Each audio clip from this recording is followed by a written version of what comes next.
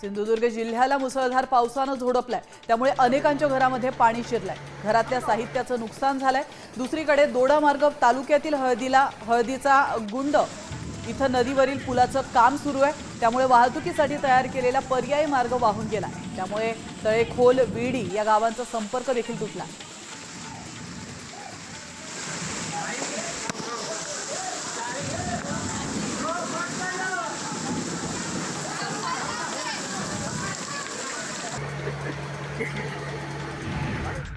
सोलापूरच्या मनगोळीमध्ये अवकाळी पावसानं खरबुजाचं मोठं नुकसान झालंय।